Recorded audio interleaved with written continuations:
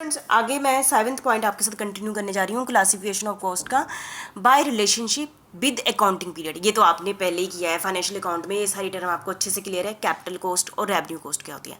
Capital cost क्या, जैसे मैंने एक बिजनेस चलाना है तो उसके लिए मैंने क्या कर लिया है, बिल्डिंग ले ली है, कैपिटल ले लिया है ना, बिल्डिंग को क्या कहेंगे, कैपिटल ले लिया है। वहाँ पर मैंने प्रोडक्शन करनी है तो मैंने मशीनरी ले ली है, ठीक है। तो ये फिक्स्ड कॉस्ट है और उसका बेनिफिट, मुझे बिल्डिंग का बेनिफिट काफ़ी सालों तक होता रहेगा।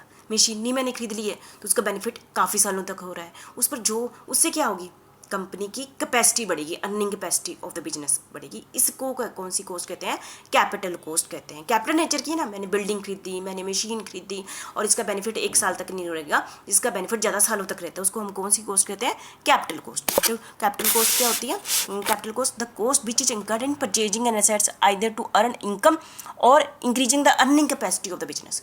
इससे कंपनी की क्या होगी, जैसे मैं एक और मशीन खरीद लूँ तो कैपेसिटी बढ़ जाएगी ना, है ना, called capital cost. Such cost is incurred at one point of time but the benefit accruing from it are spread over a number of accounting year. ऐसे नहीं इसका बेनिफिट, जैसे ये खर्चे की है, ऐसा नहीं है इसका बेनिफिट हमें एक साल मिलेगा, इसका बेनिफिट हमें काफ़ी सालों तक मिलता रहेगा। तो इसको हम क्या कहते हैं, कैपिटल कॉस्ट। तभी तो इसको हम बैलेंस शीट में दिखाते हैं ना, बिल्डिंग मशीनरी, इसको बैलेंस शीट में दिखाते हैं। क्यों दिखाते हैं, क्योंकि हमें इसका काफ़ी सालों तक बेनिफिट मिलता है। रेवेन्यू कॉस्ट कौन सी होती है, जो हम, आपको ध्यान है, आपको प्रॉफिट एंड लॉस अकाउंट में जो भी कॉस्ट होती है दिखाती नहीं है, जो एक साल से रिलेटेड होती है, उसको कहते हैं रेवेन्यू कॉस्ट। जैसे if any expenditure done in order to maintain the earning capacity of the business. जैसे मैं अपना बिजनेस चलाना है ना, तो मुझे सामान खरीदना पड़ेगा, यदि मैंने सेल करनी है, मैं चेयर समझो, मैं 500 यूनिट खरीदूंगी तभी 500 यूनिट बेचूंगी आगे, मतलब कि ये कौन सी होगी, revenue. Such as cost maintain assets और running a business, it is a revenue expenditure.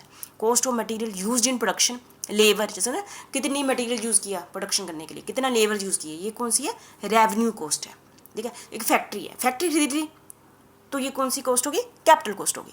Factory में सामान खरीदा, लेबर यूज़ की, वो कौन सी कॉस्ट होगी, रेवेन्यू कॉस्ट होगी। क्योंकि हर साल जो मटेरियल खरीदा नए सिरे से लिया जाएगा और लेबर रखी जाएगी, तो रेवेन्यू कॉस्ट होगी। कैपिटल कॉस्ट, एक बार फैक्ट्री ले ली, उसका काफ़ी सालों तक उसका बेनिफिट मिलता रहेगा, वो कौन सी होगी, कैपिटल कॉस्ट होगी। मुझे लगता है आपको वैसे भी क्लियर ये टर्म। नेक्स्ट है बाय टाइम। हिस्टोरी, नाम से ही पता चल जाए, हिस्टोरिकल कॉस्ट क्या, कौन सी कॉस्ट होगी, जो पहले हो चुकी हुई है, ठीक है। Which are expensed after being incurred, मतलब कि जो पहले कॉस्ट हो चुकी है, कागजों के रिकॉर्ड में है, उसको हम कौन सी कॉस्ट कहते हैं, हिस्टोरिकल कॉस्ट। जैसे they are based on recorded fact, मतलब कि उसके बारे में सारी डिटेल हमें डॉक्यूमेंट से मिल जाएगी। They are always supported by the evidence of their occurrence. जैसे कि आपके जनरल एंट्री स्कीम ना, जो भी कॉस्ट हुई है वहाँ पर बोचर भी होंगे, इनवॉइस भी होंगे, वहाँ पर हमें हिस्ट्री की कॉस्ट सारी मिल जाएंगी, उसके डॉक्यूमेंट में मिल जाएंगे।